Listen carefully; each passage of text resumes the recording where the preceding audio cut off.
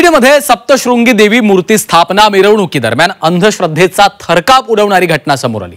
अजित पवार गटाचे माजी नगराध्यक्ष दीपक देशमुख यांनी रस्त्याच्या मधोमध कोंबड्याचा बळी देत नागलीची पानं, हळद, कुंकू आणि लिंबू टाकून जादूटोणासारखं अघोरी कृत्य केल्याचा आरोप केलाय।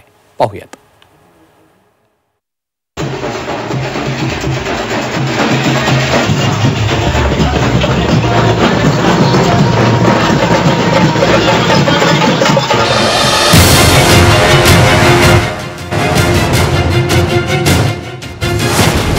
परळी देवीच्या मिरवणुकीत कोंबड्यांचा बळी।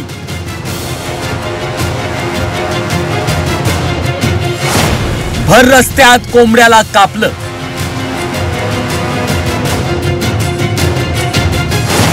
कोंबड्याला मारून अघोरी कृत्य। बीडच्या परळीत अघोरी कृत्य केल्याचा प्रकार समोर आलाय। सप्तशृंगी देवी मूर्ती स्थापना मिरवणुकीदरम्यान भर रस्त्यात कोंबड्याचा बळी देण्यात आलाय। तसंच रस्त्यावर हळद, कुंकू आणि लिंबू टाकून रेषा ओढण्यात आल्या। दरम्यान हा सर्व प्रकार अजितदादांच्या राष्ट्रवादीचे परळी शहराचे माजी नगराध्यक्ष दीपक देशमुखांनी केलाय। दरम्यान यानंतर सामाजिक संघटनांकडून संताप व्यक्त केला जातोय।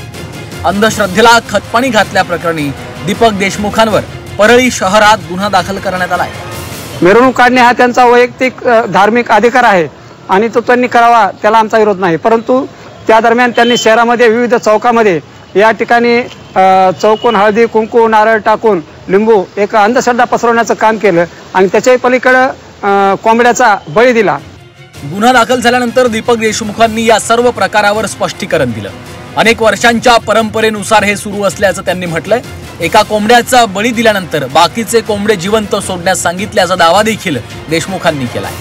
मी सुद्धा अंधश्रद्धा निर्मूलनाचं काम करत असतो आणि त्यांचं स्वागत आहे। मी खूप माझ्या कार्यक्रमात व्यस्त असताना खूप भक्त असतात, जे कोणी साखराचा नैवेद्य दाखवतात, कोणी कशात दाखवतात, कोणी कशात दाखवतात। त्या प्रकारामध्ये कोणीतरी ते कोंबड्याचे तिथं बळी दिलेला निदर्शनास आलं आणि मी ते पटकन त्यांना सांगून आणि त्यांच्यावर मी 1 तास त्यांना मार्गदर्शन करून त्यांना यावेळेस समज देऊन आम्ही इथून पुढे अशा प्रकार होऊ नयेत आणि परळी शहरामध्ये 5-6 ठिकाणी असा प्रकार होताना मी स्वतः थांबून तिथं जिवंत सोडायची विनंती केली आणि त्या लोकांनी सोडलं सुद्धा।